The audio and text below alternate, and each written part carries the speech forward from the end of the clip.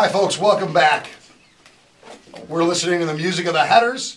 They're in studio with us right now, Dan, Scott, and Bobby. I want to remind you, next week we have Michael Hund and Widowmaker coming in. Michael has actually told me he's going to go and try to find a beer bong and try to bring it, which I don't even know if that's legal. I don't know if he can bring that into the studio, but... You can find that, you can Google anything. You're going to have to tell him. I'm not telling him. I'm not telling him. So next week we have Michael coming. Actually, for Michael, knowing Michael, you guys should do a great YouTube video out of it, and it'll go viral, I'm sure. Yeah, exactly. We're actually going to play This Is Your Life. Let's talk about your guys' life. Scotty, you own Top Shelf Music and vintage guitars and actually oddball instruments. Yep. Have kind of always been your thing, and you've written for magazines, and you've done a lot of stuff.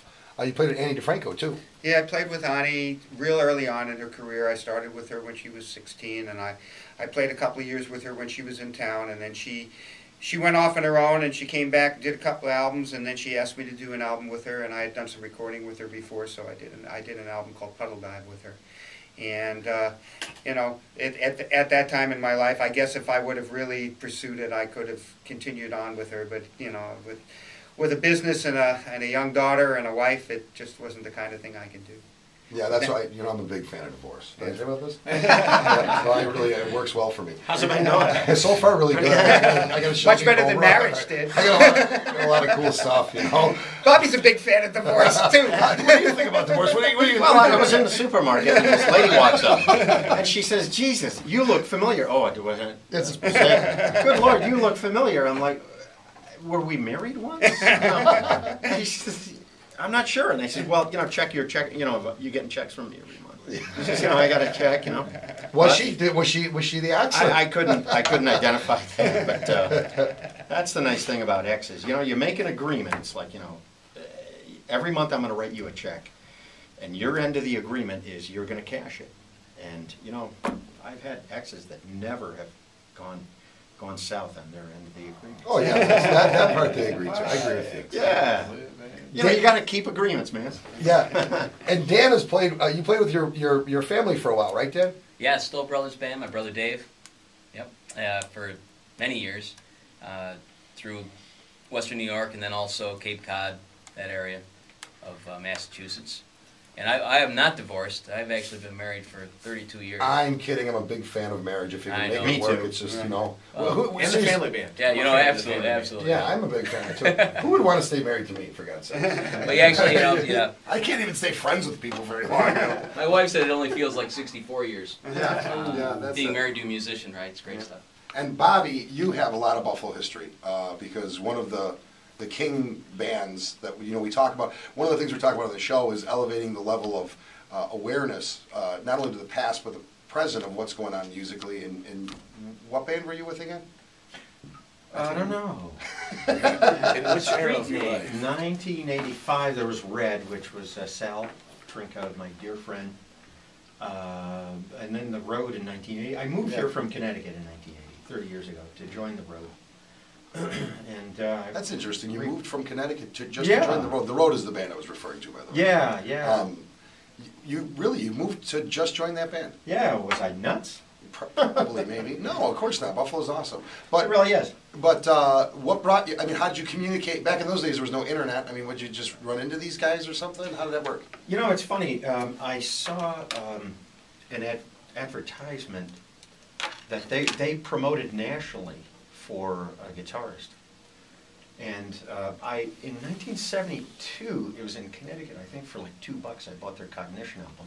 And I listened to this progressive rock album, and I'm like, this is crazy. Who's writing this stuff?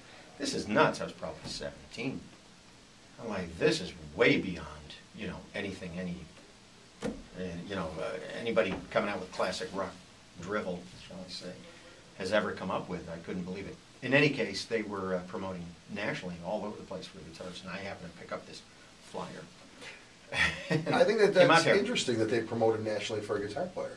I think at the time they were signed to, is that the Karma Sutra album? Yeah. Yeah. So they were a signed band. Yeah, it was all over the place, whatever circles I was traveling in or wherever they promoted. That's fantastic.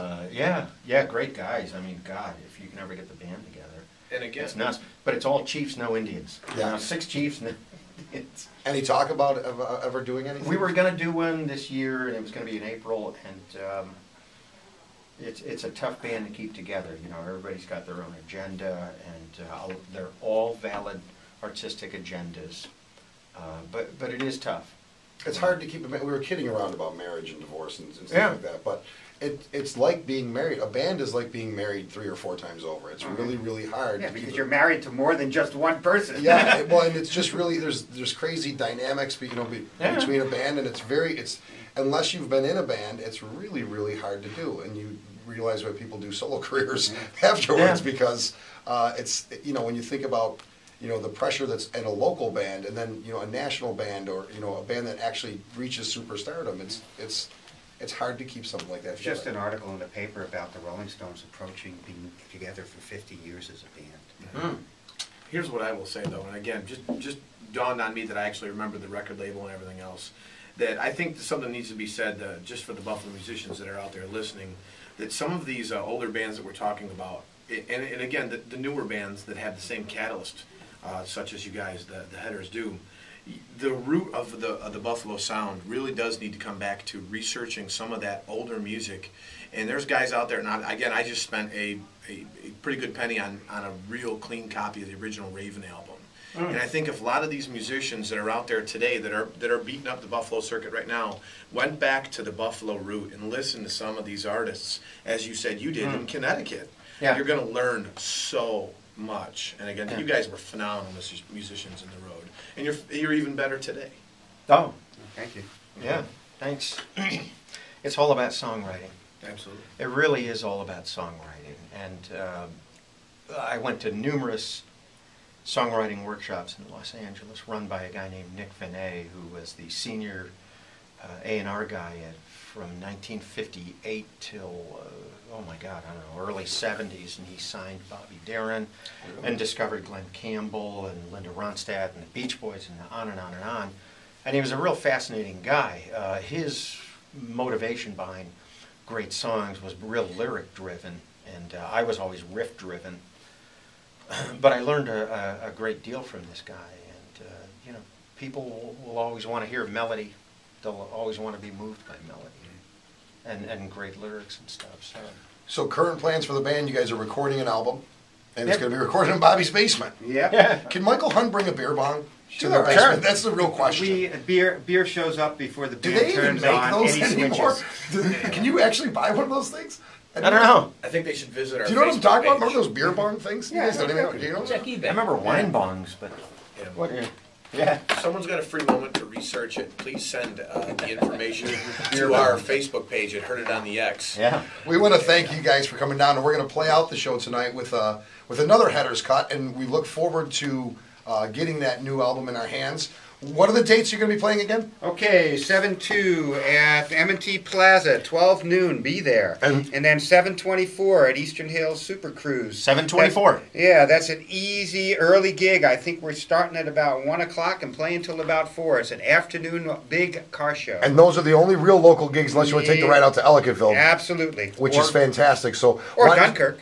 Or Dunkirk's close enough. Why don't you stop and see these guys? Go to their website. It's headers.com. Theheaders.com. Theheaders.com. Go to their website. Next week, we do have perhaps a beer bong. We have Michael Hunt and Widowmaker coming in. It's going to be crazy and off the hook.